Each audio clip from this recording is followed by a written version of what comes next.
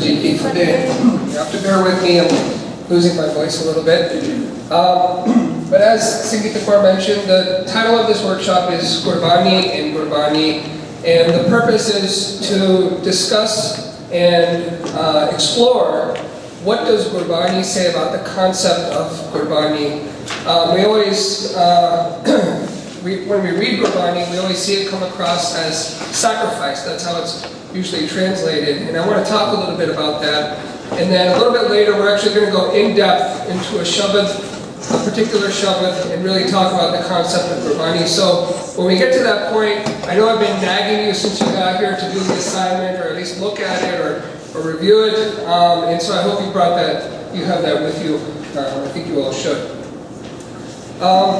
So the idea of Gurbani, as I mentioned, it comes in Kurbani in many, many Shabbats, and these translations are just taken straight from Sikh to the max, but if you look at the bottom line,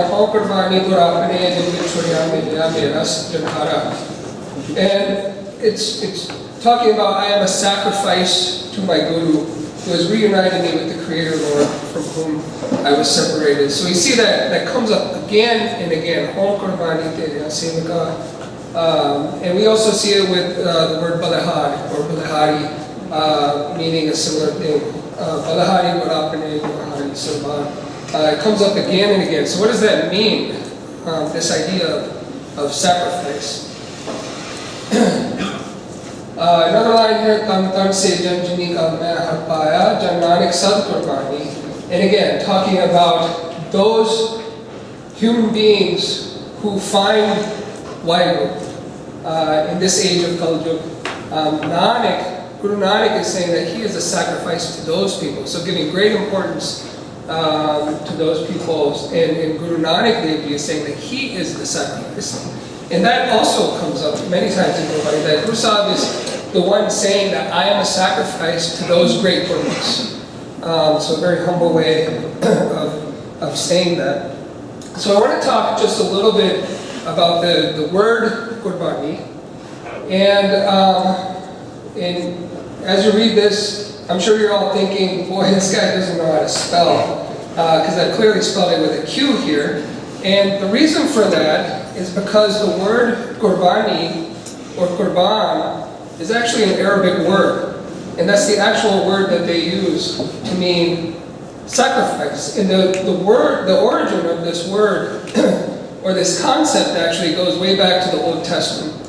And it was that Abraham, in a dream, God had come to Abraham, and he had said that he requires a sacrifice of Abraham. And Abraham said that he would sacrifice his son, Ishmael.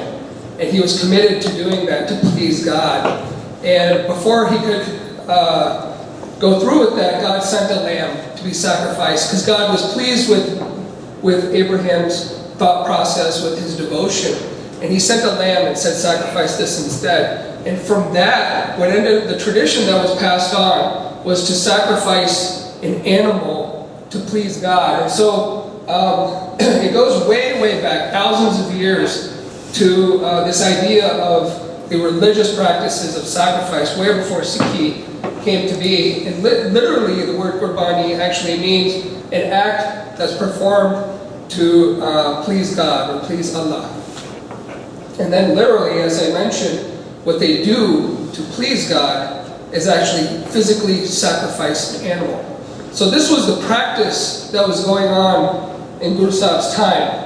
And as I mentioned, this word Gurbani, actually from Arabic origins, and it's also been adopted into Urdu and Farsi. The word literally means sacrifice. However, in Gurmat, Gurbani was given a much greater meaning. And what Guru Sahib did was, he took this idea of sacrifice and he made it a concept that we can live. Not something we do to someone else or something else, but something we incorporate within our own mindset, within the way we act and live. And the word Gurbani, as it appears in Gurbani now, so Guru Sahib actually changed the construct of this concept. And he made it an act of devotion, or complete devotion to Waheguru, to your Guru. And we do that through the death of the ego, and that brings us closer to the Guru. And this continuous cycle of devotion and death of the ego both comes from the Guru and it helps us go towards the Guru. So as we take baby steps, so to speak, towards the Guru, we all know Bhai Gurdas Ji's Shabad where Guru Sahib takes many, many steps to meet us. And so this becomes a continuous cycle, this idea of devotion and killing our ego or sacrificing our ego to come closer to the Guru, who ultimately, it's only through the Guru that we can then have darshan of Waheguru or come to know Waheguru. And so there are numerous examples throughout Sikh history which really demonstrate this idea of Kurbani in the way Gursikhs lived. And one such example that comes to my mind when I think of this is under the rule of Mir Manu when he was governor of Lahore in the mid-1700s. We've all heard these stories and we remember it daily. The men were often killed. There was a price on the heads of Sikhs. Men were often killed, but women were actually often taken into slavery. And they were made to work in mills, grinding wheat and things like that. But they were imprisoned and basically forced into slavery. And they would be asked to accept or to reject Sikhi. And amazingly, we hear no stories that any of these women ever rejected Sikhi. And we all know that under the rule of Mir Manu, the soldiers would take the children, small children, infants, babies, toddlers, and throw them in the air and then catch them on their spears right in front of their mothers. And we also have heard the stories of where they would then cut up the bodies of these infants and make garlands to hang around the mother's neck. And again, this idea that you live through such atrocity, literally your worst nightmares are coming true, so to speak. Yet these people were so devoted to the Guru that none of them gave up their Sikhi. They did not renounce Sikhi, and we hear zero stories of women renouncing Sikhi during these times. So I want to talk a little bit also about the idea of the bride as it appears in Gurbani. And again, there are numerous examples of this. And the word bride or wife comes in many, many places, in many forms in Gurbani. Sohagda, Nuye, Shtri, Kaman, Kamni, Tananar, etc. And the analogy that's often associated with this is the idea of a husband and a wife, or a bride and the husband, and the idea of the devotion between the two, the love between the two. And this is a painting by Sardar Devinder Singh, who's a world-renowned artist, and it's a depiction of the Shabad Tan Dekha Hardwar Avo Daya Kare. And in this Shabad, this line is particularly talking about the bride who's standing in her doorway waiting for her husband to come home so that she can see him and basically be enraptured by his love. And we see these examples over and over in Gurbani of a bride who decorates herself, who is waiting for the husband, who is proving her love to the husband or showing her love to the husband. And here's a couple of examples, again at the bottom line, Nanak Tan Sohagni Jin Sanal Pyar, and talking about that bride is the blessed and fortunate bride who is in love with the husband. And Jan Nanak Tan Sohagin Sai Jis Sanpata Sanda, and again talking about the soul bride is ecstatic, who dwells with her husband Lord. And so you can't help but thinking, I know sometimes when we read this, how many of you have heard these analogies and sometimes thought to yourself that this sounds a little bit sexist, that we're always the bride and Waheguru is the Lord? I've certainly thought that myself on a rare occasion, that when you read these examples, you always think, why are we the bride and why Guru's the husband? Guru Sahib seems to be placing more emphasis on the man, giving him maybe a superior role, or the bride an inferior role, so to speak. And so I started thinking about why this might be. And the obvious answer that comes to light is that Guru Sahib was talking to people in terms that they could understand. And the fact of the matter is that you're talking about, a couple hundred years ago in India, very much a male-dominated society. Women didn't have the kind of freedoms that men had in that day and age. And we see that, and Guru Sahib was talking to people in terms that they could understand. And we see that not just with this example, but with other things where Guru Sahib uses references from Hindu mythology and to make a point. It doesn't mean that he's condoning the idea of concepts that are in Hindu mythology, but it's always to make a point. And so that's one explanation which somehow always seems kind of unsatisfactory, that we say that, okay, well, fine, but Guru Sahib was above all that. And so I started kind of thinking to myself, really in these shabas when we're talking about, this is really a love story that Guru Sahib is describing between husband and wife, or a new bride and her husband, and the kind of love and passion that they feel between one another. And I started thinking to myself, well, if I were to think of English literature and think of love stories, you don't often get that maybe one is given an inferior status or one more. And I started thinking, what would you guys say is probably the most powerful or moving love story in English literature of all time? Romeo and Juliet, right? Everyone thinks of Romeo and Juliet. Most people think of Romeo and Juliet. It's just one that comes to our mind.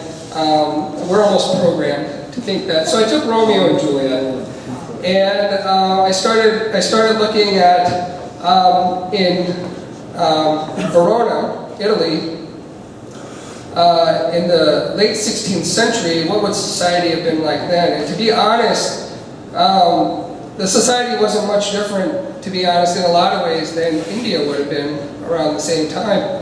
And I started thinking, well, when we read Romeo and Juliet, do we ever feel like Juliet is the one doing all the work? Like she has to prove her love to Romeo? And I would say, no, you don't read that story and really think of things in those terms. And you feel like, oh, wow, this is so beautiful. Romeo and Juliet really love each other, and it's so tragic that in the end they couldn't be together. But if you look at society in Verona, Italy at that time, women actually didn't have many rights at all. And women were considered the property of their husband. They were expected to maintain the home, to raise the children.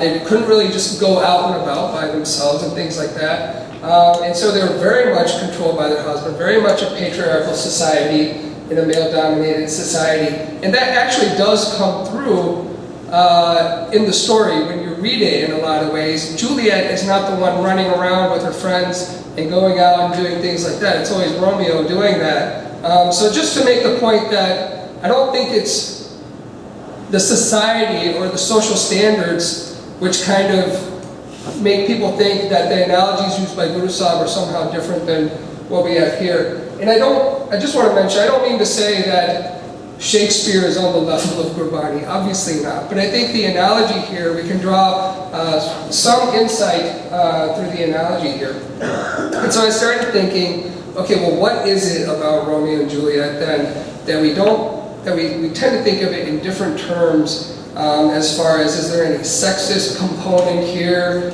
Is there any inequality in Romeo and Juliet? And I think, for me, what comes through when I read this story is that we're given a lot of insight into not just Juliet's love and passion for Romeo, but Romeo's love and passion for Juliet. And I think that kind of equality in their love for each other, what we're exposed to in the story, is really what strikes at the hearts of both men and women when they read this story. And I think in Gurbani we sometimes forget that Waheguru's love and passion for us is always there.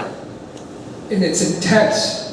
And it's more intense than what we realize or what we can often reciprocate. And so I think we sometimes lose sight of that when we read shabads which talk about the relationship between a bride and groom. That Waheguru's passion is always there for us. Waheguru's passion for his creation is immense. And in fact, you can even say that love is a manifestation of Waheguru. And this is one shabad, apne pe pyar ratin huiye sobhav dinare, where it actually talks about most of these lines in here. I won't go through and translate all of them, but a lot of these lines actually talk about that and talk about how much love Waheguru has for the bride, and talking about how the bride can receive that love. And I think when I read this kind of shabad, and a lot of these shabads that use this analogy, what I realized that when Guru Sahib is using this analogy between a bride and a husband, the bride in that analogy is actually extremely empowered.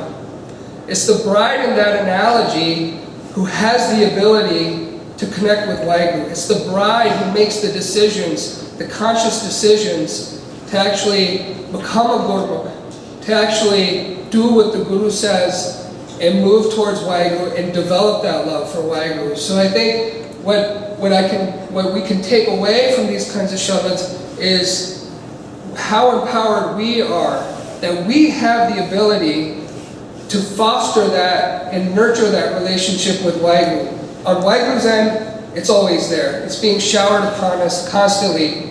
We just don't always realize it. And so that onus is on us to realize that, develop it, and to really foster that relationship. And I thought that was incredibly empowering to an individual, whether male or female, to be able to do that. So I just wanted to talk a little bit about the idea of Sohagan, the bride, and I think that ties in closely with the idea of devotion in Gurbani, but we'll tie it together a little bit later as well when we talk about, when we go over the shabad that we're going to translate. But I did want to just give one example. When I think of this idea of a bride or soul bride, as it's always translated, the idea of Gurbani or complete devotion to Guru, again, we have many, many examples of Gurmukhs in Sikh history, people who we could pattern our lives after. One individual particularly came to mind as I was going through this theme of devotion, Kurbani, self-sacrifice, and really having that longing to be with Waheguru, to be with your Guru, and that was Mata Sahib. And I just want to take a moment to reflect upon the life of Mata Sahib. She was born in 1681 in Rohtas, Jhelum, and her name at birth was Sahib Devi. Sometimes we see it as Sahib Deva, but Sahib Devi was her name. And this is actually a picture of her house where she was born or as a child lived in the village of Rohtas, which is in Punjab, but it's now in West Punjab. It's in Pakistan. Currently located.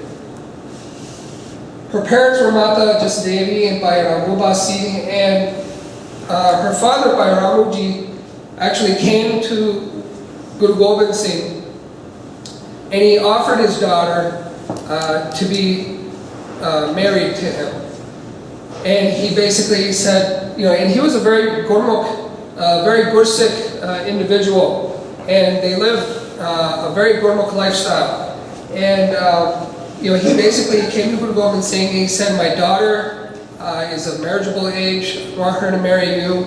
She wants this for herself, and so we're offering her to you. And at that time, Guru Gobind Singh, he said, I'm already married, I can't marry another.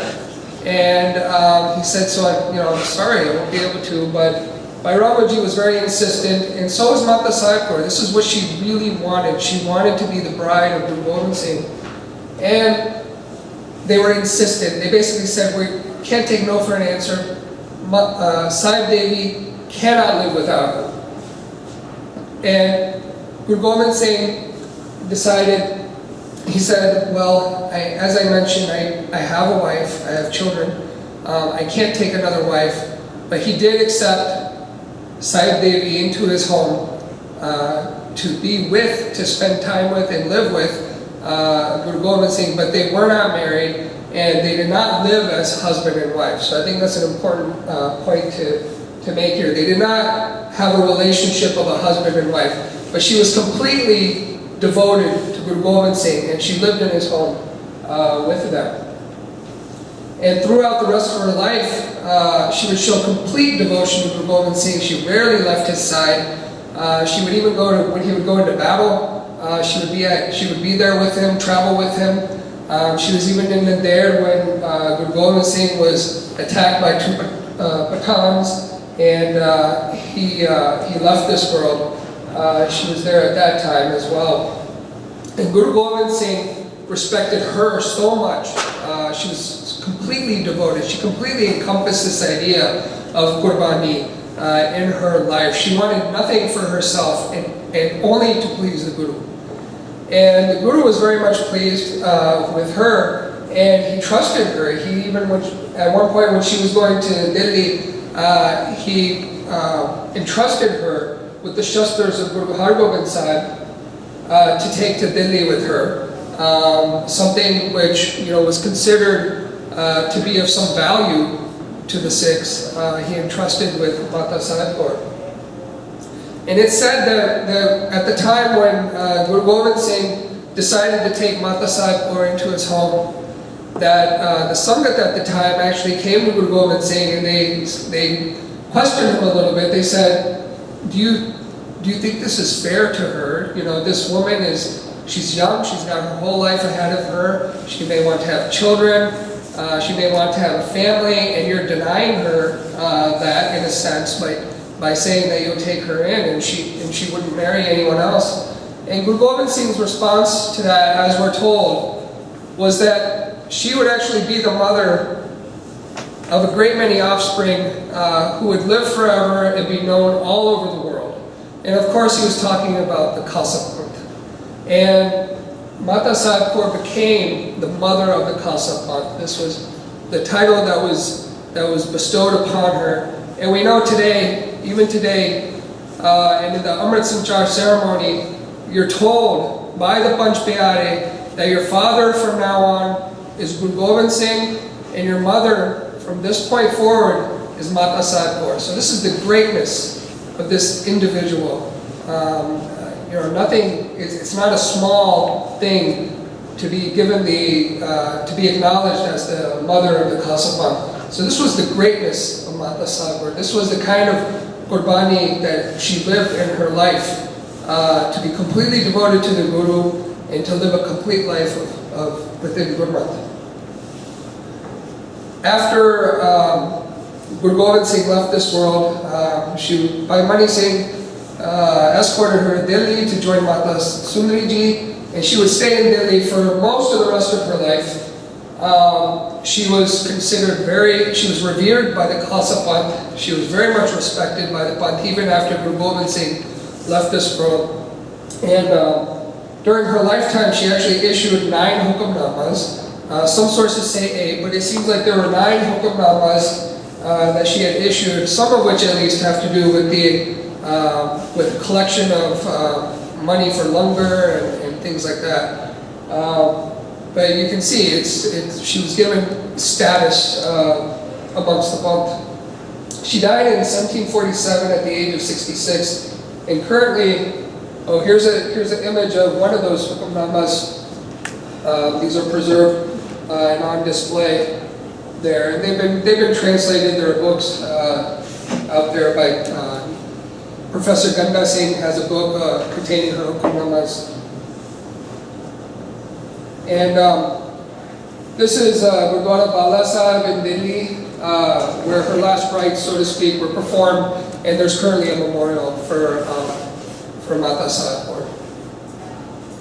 So having said that, I want to go into what is the Guru's message and talk about, we actually want to go through the translation of a shabad that has been pre-selected here, but before we do that, I do want to introduce you to somebody who is actually going to help us go through this exercise and discuss some important grammatical points as we go forward. So her name is Grammar Core, and she's going to make an appearance every now and then to help us through some difficult grammatical points or points that would help us to understand the Shabad that when we often look at, we may overlook some of these grammatical points that are there. So this is the Shabad that I'd like to go through, written by or transcribed by Guru Arjan Dev Ji. So Asa Malapadma Anik Parat Kar Seva Kariye Jio Pran Tak Agya Kariye Pani Pakha Karo Taj Abman Anik Bar Jaiye Kurban Sai Suhagan Jo Prabh Pai Tiske Sang Milo Meri Mai Dasan Dasi Ki Panhar Unki Rain Masai Nal Matha Pag Paho Sang Mila Swami Apne Rang जाप ताप देवों सब नेमा कर्म कर्म और पौन सब होमा गर्भ मोताज होमो रेन उनके संग देखो प्रभ नैन निमक निमक एही आराधों दिन सरैन ए सेवा साधों पे कृपाल गोपाल गोविंद साध संग Nanak बख्शिन. So the Rahagi Tuk again is Sai Sohagan Jo Prabh Pai Tiske Sang Milo Meri Mai. So here we see the Sohagan comes in again in this Rahagi Tuk here, the bride or the soul bride as we often say in English. And here we obviously have some concept of Kurbani going on in the first line there. So if we look at this line and break it down a little bit, I think the first thing important to do when you look at any line of Gurbani is you really got to know what's the definition of the words that are being used. We often just read it over, try to get kind of a general overview of what the line may be saying and then move forward. But I think it's important to actually look at each word, and this was why I gave you that exercise to do. But if we just take the Rahagi Tuk at this point, Sai means that, Sohagan is bride, Jo is whom or who, Prabhu is Waheguru, and Pai is has become pleasing. And you'll see as we go through this, if you just look at the individual words separate from the context of Gurbani, you could definitely define it in some different ways. And many of you, if you did the exercise, you may have seen that oh, I would have said it this way or that way. But you'll see why I said it the way I said it in the exercise that you did. This, that, of, sang is with, milo is I meet or I should meet. In this context, maybe, my, and my is mother. So in this line, if we look at how this is translated, Sai Sohagar Jo Prabh Pai. So if I just look at the last part of the line, Jo Prabh Pai, so it's has become pleasing to Waheguru. So in here, if we look at the word Prabh, typically Prabh is a masculine noun, right? So typically masculine nouns have an onkar underneath it, and so this is where Grammar Core can teach us a little bit about some grammar here. So we have masculine noun, which is Jo Prabh Pai, so has become pleasing to Waheguru. So in that case, when we look at Jo Prabh Pai, Jo Prabh Nu Pai is implied. It's an implicit preposition used in that sense. So in that case, because the masculine noun is followed by a preposition, we lose the onkar. So normally you'd have Prabh spelled with an onkar. When it's not there, in this context, it becomes Prabh Nu Pai, has become pleasing to Waheguru. So, and who has, so we say, when one has become pleasing to Waheguru, they are called the bride. They are the Gurmat. Here, bride represents the Gurmat, someone who has completely devoted themselves to Waheguru, someone who sacrifices their ego, someone who shows complete devotion. And so that is the bride, and that's how you become pleasing to Waheguru, is through that devotion, that death of the ego. And so it's talking about the one who has become pleasing to Waheguru is the beloved bride, or the Gurmukh. Okay? Tisaka sang mano meri mai. So in this line, again, I know we're not going forwards to backwards necessarily, but when you look at a line, you have to see it's not a direct translation word for word into English, and the arrangement of words is also going to be somewhat different. So Meri Mai, obviously, in this case, Guru Sahib is talking to his mother. He's saying Meri Mai. And so, obviously, Guru Sahib's mother is Waheguru. So Guruji is talking to his mother in this line. Tisaka sang. And so, oh my mother, Meri Mai, Tisaka sang, I should be with her, I should meet with her, referring to the bride, the Gurmukh. So in this line, Guruji is actually doing an ardas to Waheguru, that, oh my mother, please let me meet that Gurmukh who is pleasing to you, pleasing to Waheguru. So he's doing it as an ardas, and he's doing it with humility, because obviously this is the Guru. We think there can be no human being greater than the Guru. And here the Guru is saying, I want the darshan of that bride of Waheguru, that Gurmukh who is devoted to Waheguru. And it's just a very humble way to say this. So this becomes the central theme for the entire Shabad. And the entire Shabad is actually written as an ardas to Waheguru. And so you got to keep the theme, the Rahal in context when you translate each and every line from this Shabad. So at this point, what I'd like you to do is break out into whatever group is set at the top of your worksheet. I'd like you to break out into those groups, and let's maybe have...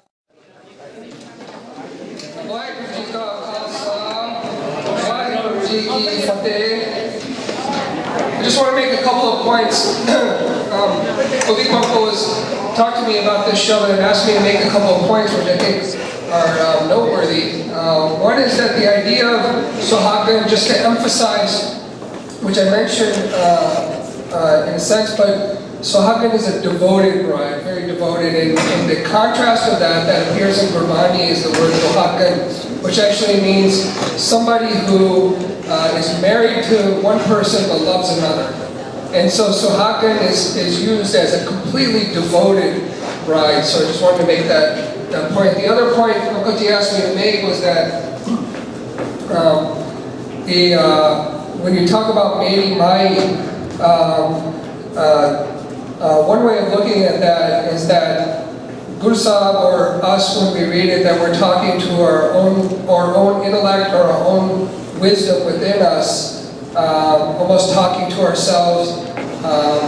But I think either way you look at it, whether you say you're talking to Waheguru or you're talking to your own wisdom, the point is that it's an ardas. You're asking for something, or you're asking for the ability to do something in this setting. So I just wanted to make those couple of points. So with that, we'll go forward and we'll look at Group 1, who had the very first book. So Anek Panth ka seva kariya, Jio Pran tan agya kariya, Pani Pakha karon taj amman, Anek Bar jaiya Kurbani. And before we look at what Group 1 came up with as a translation, I do want to mention that there's really a lot of poetic license taken in this Shabad, but in Gurbani in general. And I thought it was important that everyone kind of go through that exercise, that even though you may know what the words mean, sometimes it's very difficult to put it together. And we have, that's why we study poetry, right? We actually, even though when we look at something in English or Punjabi, we may understand every word in there, but the meaning of the line or the poem completely misses us. And so I think it's important that we all go through that exercise, not only here, but I hope that we'll take that home with us and do that on a regular basis in our own lives as well, because that's the only way that we'll actually understand Gurbani in its fullest, is if we do it ourselves. So let's see, let's just go through the definitions of each word, because not every group has the definitions, they only have their own one. So anek means countless, bant means forms or kinds, or you can even say methods even. God by doing, seva service, kariya should do, Jio is the soul or the essence of your being, Pran is, I've written it here as breath of life. You could also just say breath or the essence of what keeps you alive. Dhan, wealth, Agya in front of, Tadiya, placed or offered, Bani, water, Bakaf, and Garam is I do, or in this context, I would do. Renouncing is Taj, Avaman is ego. Anik again comes in as countless. Bar again, Jaiya is being Kurban, we know is sacrifice. Just a quick word about Anik and Bar kind of go together when you say countless and again. Basically, what you're saying is again and again, over and over and over. So let's see what Group 1 came up with.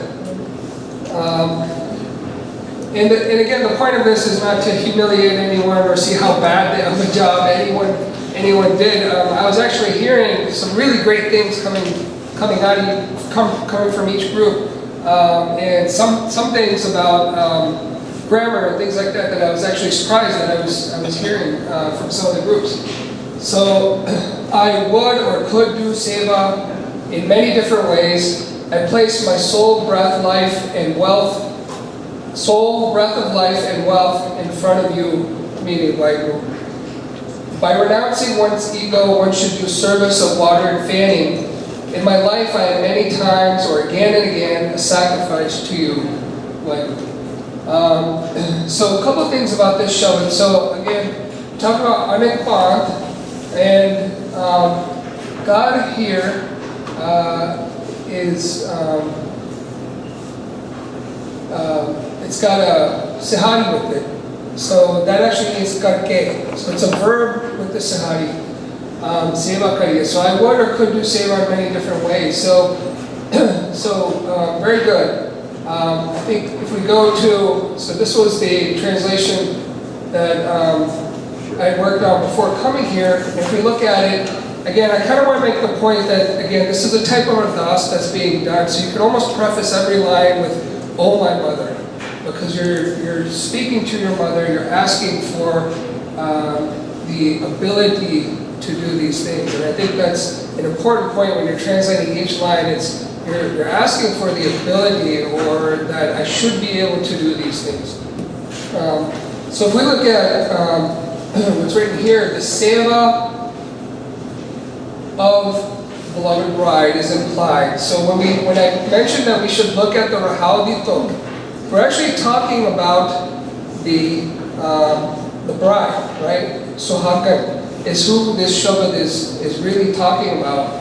And so when we're talking about seva here,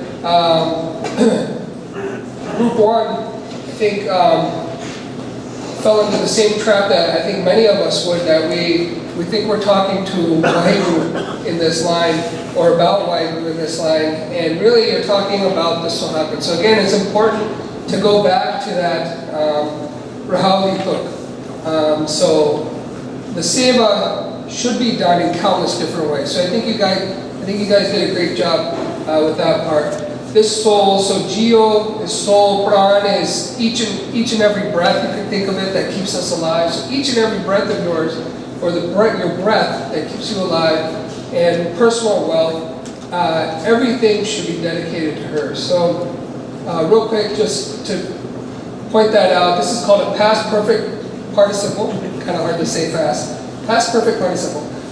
So the root verb is gar, and when you add the sihari at the end, it becomes garke. So by doing this, or having done this. So it's important for context. And so, by doing this in many different ways, or by using many different methods, or taking many different forms, seva kariye. The seva should be done in many different forms. Jio pran tan agya kariye. So again, we talked about that. Jio pran tan agya kariye should be placed in front of, or offered, or dedicated to her.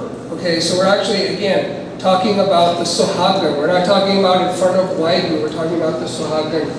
And oh my mother, again, I've prefaced that in a lot of the lines because I think it applies to each and every line when you read this. This is the translation here. A lot of it was taken or consulted by Sant Singh Speaks. And so I've added some of his embellishments to the translation, which I really like myself when he says, oh my mother, if he becomes merciful to me. That's not really said in the line, but it's implied in a lot of places. So, so we're talking about the seva of doing pani, or giving water, pakha, fanning, karon. So because karon is personal.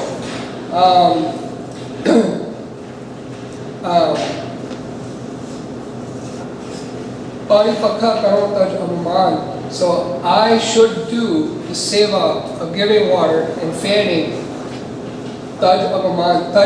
So again, this is the same thing. It's a verb with the sihari there. So it's actually tajke, which means by renouncing, or renouncing my ego of man. I should do the seva of giving water, fanning. Talking about doing the seva of the bride, again, the sohagan. Anik bad jayya Kurban. So again, anik is countless. So bad is, again, I talked about that over and over, again and again. Jayya Kurban, and be a sacrifice to her. So we're actually not talking about Tuwaigu, as Group 1 had said, but we're actually talking about to her, that sohagan, that Gurmat who is completely devoted to Waigu and has become pleasing to Waigu. I just want to mention too the word Bran here. When we talk about Bran as a masculine noun, so once again, this rule comes in place that normally it would have an onkar, and when that's removed, it becomes plural. So it's talking about each and every breath in that context. So plural masculine noun, the onkar is removed. I just want to talk briefly about this concept. These lines, Pani Pakha Karon Taj Avman, Anikbar Jayya Kurban, really hit home with me. When I read these lines, I immediately thought of a story that we're all familiar with in our history, an actual event that I think is worth retelling here briefly. In 1922, there was a group of 5 Sikhs at Durgabad, Gurdwara, who had gone out, and they had gone into the adjacent land, which was overgrown, and they had cut down some trees for doing langar seva.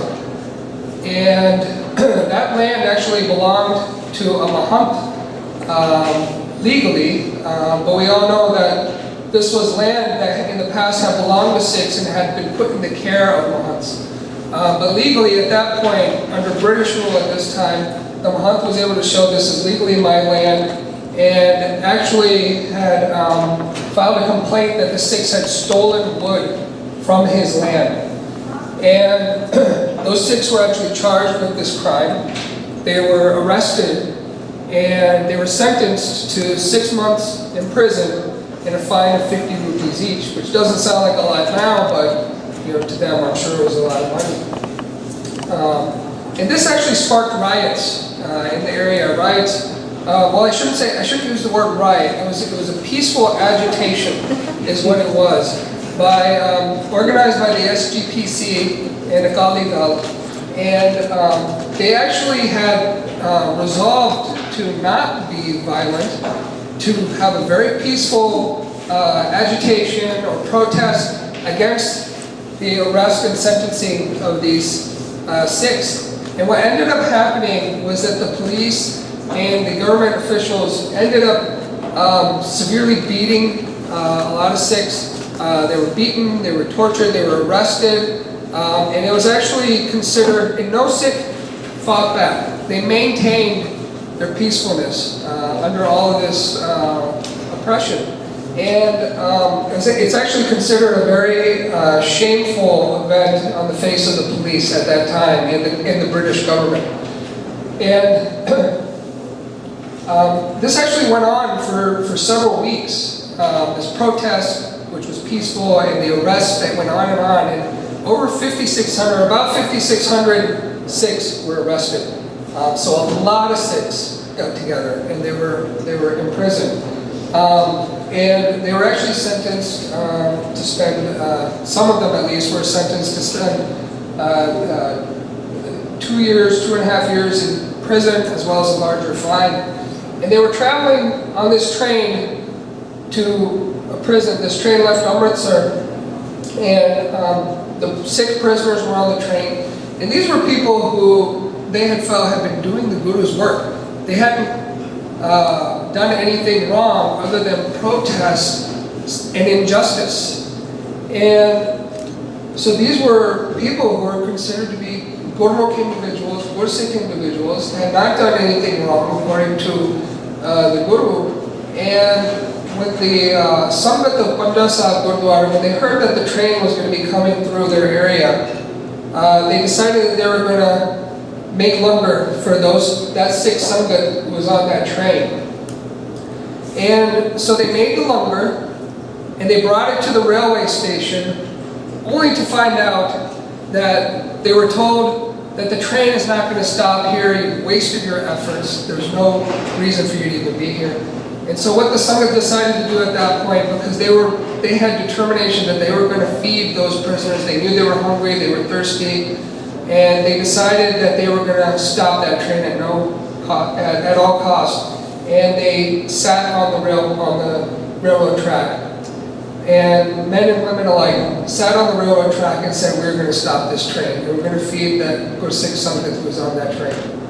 And so they sat there, and when the train met the force of the power of that Sangat that was sitting on that train, the train did stop, but not without inflicting fatal wounds. And 2 people ended up dying. By Gurmat Singh, who was 30 years old, and by Pratap Singh, who was 24 years old. And it said that they didn't die immediately, they had fatal wounds, and when people went to tend to them, they actually said, go serve the Sangat on the train, the langar and the water, because they're hungry and thirsty, then you can tend to our wounds. So just this amazing concept, exactly identifying with what I see in this line, Bani Pakha Karon Taj Abaman, Anakabad Jaiye Kurbani. They really demonstrated that idea of Kurbani in their lives. They sacrificed literally everything to feed water and hunger to this Sangat that was on that train. And this is just an image depicting that incident right here where people were hurt. Many people were actually severely injured, but only 2 people died in that incident. And it's known today as Saka Panjasad, which refers, Saka means a historical event or an occurrence that happened. Okay, let's move on to group 2 here. So Dasan Dasi ki Panhar unki Rain Basaj Nal Mathe Par Tapavon Sang Mila Swami Apne. So Dasan means of slaves. Dasi is slave or slaves. Ki is of, Panehar is a woman, with the women who would go and fetch water from the river. And here's a picture of one. We've all seen this image. And in this sense, it is actually a feminine word. There's a sahari at the end. And so this is what that refers to. The women who would go and actually do the act of fetching water for people, whatever use they may need, bathing or drinking or whatever. Horn is those ki of rain, dust of the feet. Basar should reside. Chi is soul, now with. Matha is upon the forehead. Pag is your good destiny or good fortunes. Then. Pavo, I will receive. Sang is company in this sentence, or sangat in this sentence. We had sang before, which was written without a onkar and with a sahari, and that means with. So it's actually a preposition, but when it's with an onkar and no sahari, that actually means sangat. Now you can probably get the same definition or meaning from a line using either way, but grammatically speaking, that's the correct way. Mile means Swami, Master Apne is run with love. So let's see what group 2 came up with. I am the water carrier or panehar of the slave of slaves. So das and dasi ki panehar. So very good. I mean, that's basically what Guru Sahib is saying here, that I should be. Guru Sahib is saying I should be the one who fetches water or carries water for the slave of the slave. So it's such a humble way of saying that I want to serve Gurmukhs who are near Waheguru, who are near God. That if I could just serve those people, that would be enough for me. So group 2 said, I want their dust to reside within my soul. Give me good destiny upon my forehead so that I will receive their company and meet the Master again and gain his love. So overall, very good. I think in this case, if we look at Matapag, Tapavosan, it really means when I get the good destiny, when I get the Matapag. So it's really saying when this happens, ta, then. So that's how we know it's when, because ta, pavo, son. Then I will receive the company of the Gurmukhs, or being their Sangat. And again, we're talking about the Suhagan, the company of Suhagan, the Gurmukh, the devoted bride. Mile Swami apne rang. So yes, the master meets one in his love. So essentially, what you guys have come up with. Real quick, the word geo here is a single masculine noun. When it's followed by a preposition, as in this case, we say, sorry, where to go? Gina. So we're talking about the soul. And in the first line, it was geo for soul. So in this case, it's changed to G because G de na. It's followed by a preposition. So you have a masculine noun followed by a preposition. This actually changes the structure of the word in this case. But I just want to point out it's G de na, and so you wouldn't write it as geo in this case. Okay, let's go on to group 3. Jap tap devon sab nema karm taram arpon sab kumma garm motar hoboren unke sang dekho pragnen. So jap is the chants or mantras or mantras, as we say, that people would do. The tap would be like physical practices that people would actually do, and often that had to do with heating the body in some way to get rid of whatever negative energy or sexual desire or things like that that sadhus would do at times. Physical practices that they would do, and they would often involve heating up their body in some way. Devo, I give up. Sab all nema is also refers to various routines or disciplines that were practiced. Garam, religious practices, dharam, observances. Arpon is also I shall give up or I should give up. Sab all. Homa is specifically refers to this idea, which is where people put things into a fire as a sacrifice. It's actually a sacrificial ritual, often in exchange for something.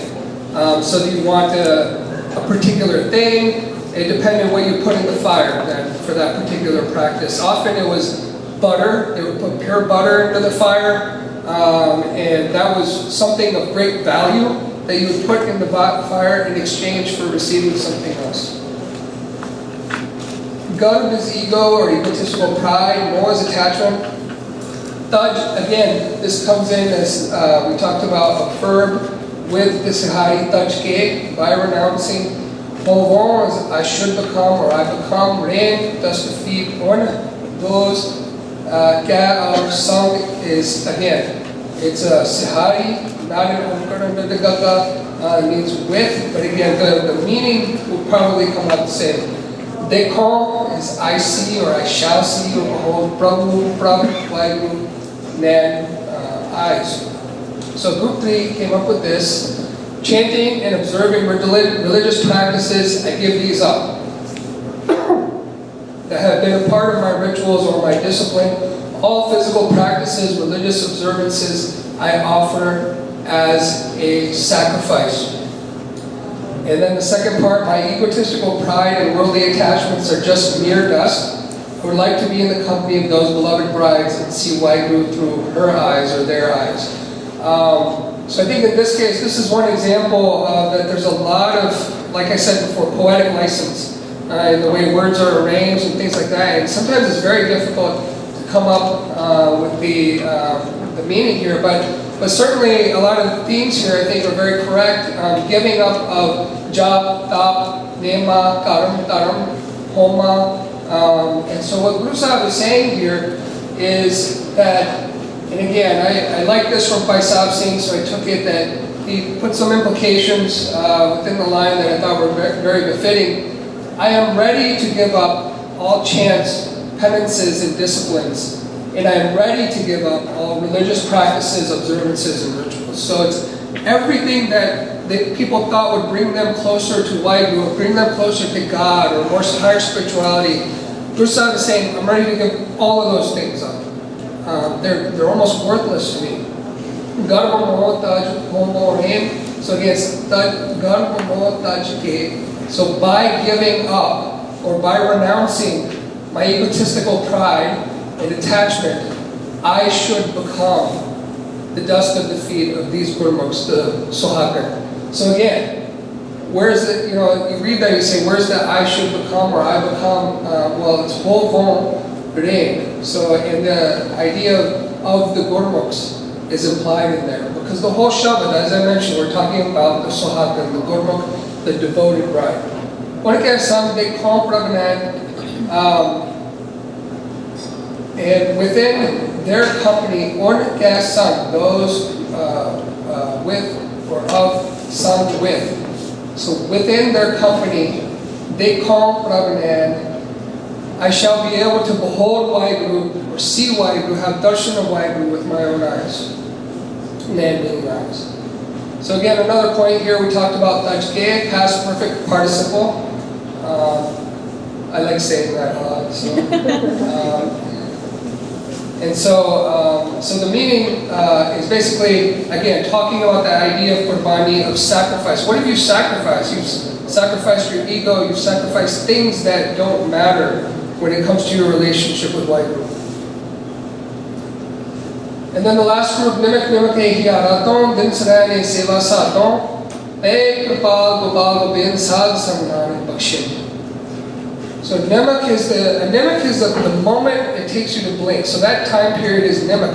And when you talk about Nimak, what you're saying is each and every instant is what you're saying. So each and every instant.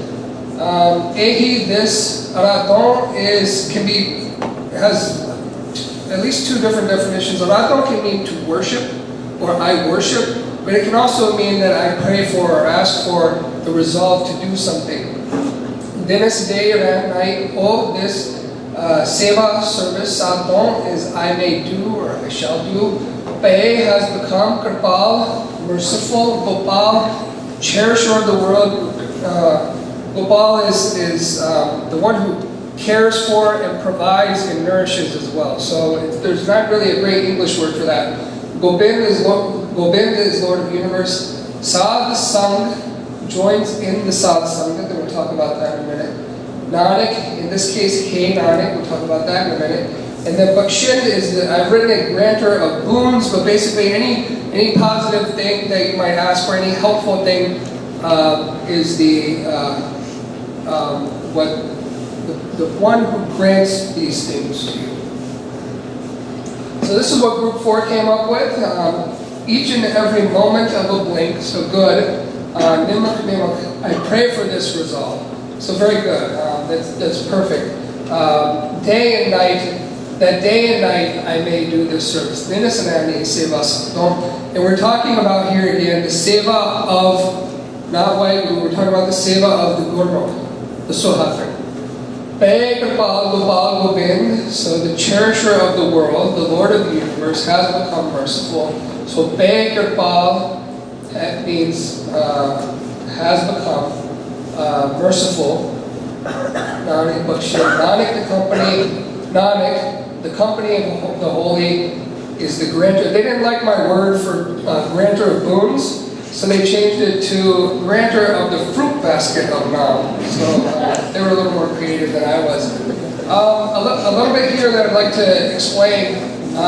So when we talk about though I think you guys did a really great job with this. Oh, my mother, and I've kind of put that at the beginning because the whole Shabbat is written that way, talking to my mother. Each and every moment I pray for this resolve that I may get the company of those Gurmats and day and night do their seva.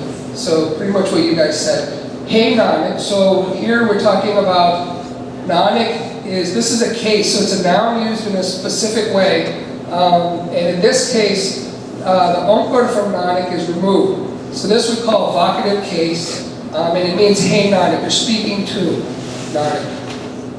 Hey Nanak, the cherisher of the world, Gopal, Lord of the universe, Gobind.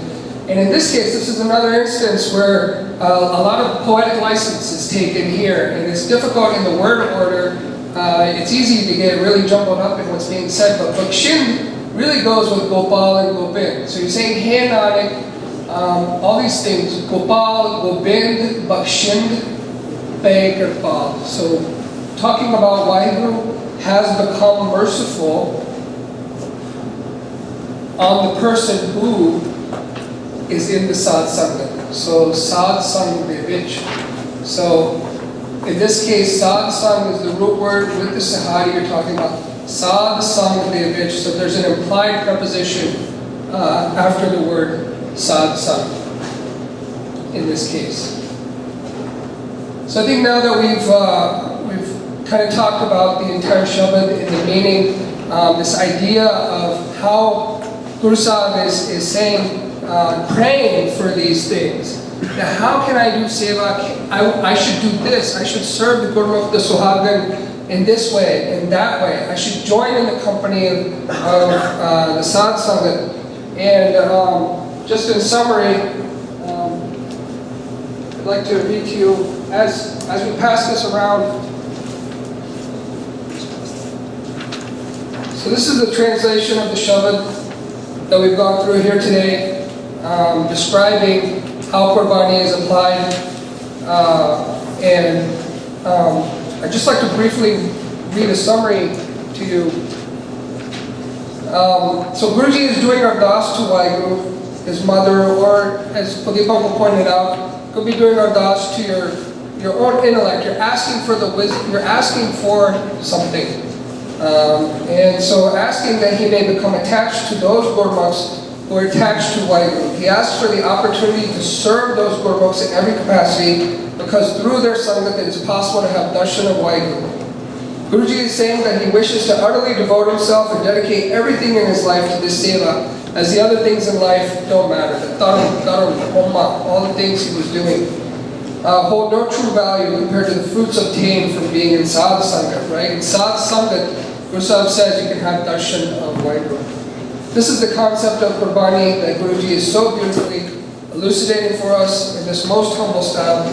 And Guruji is showing us what we should pray for in our own lives, through example, and also what we should be seeking in our own lives. So with this said, we've read the Shabad, we've translated it, we've understood it to some degree. I would just like to take a couple minutes, and I think we should all sing the Shabad together and really feel the essence of this Shabad. So if you would please follow after me. Sai sohagan jo prabh pai tiska sang milo meri mai. Sai sohagan jo prabh pai tiska sang milo meri mai. पांथ कर सेवा करिए, अनेक पांथ कर सेवा करिए, जियो प्राण तन आगे करिए, जियो प्राण तन आगे करिए, पानी पखा करो तज अपमान, पानी पखा करो तज अपमान, अनेक पार जाइए कुर्बान, अनेक पार जाइए कुर्बान, अनेक बार जाइए कुर्बान, अनेक बार जाइए कुर्बान, दासन दासी की पनहार, दासन दासी की पनहार, उनकी रेण बसे जीना, उनकी रेण बसे जीना, माथे पाग तपावो संग, माथे पाग दबावो संग, मिले स्वामी अपने रंग, मिले स्वामी अपने रंग, मिले स्वामी अपने रंग, मिले स्वामी अपने रंग, जाप ताप देवो सबने मां, जाप ताप देवो सबने मां, कर्म धर्म अर्पो सब होमा, कर्म कर्म अर्पो सब होमा, गर्भ मोह तज होवो रेन, गर्भ मोह तज हो रे, उनके संग देखो प्रभु नैन, उनके संग देखो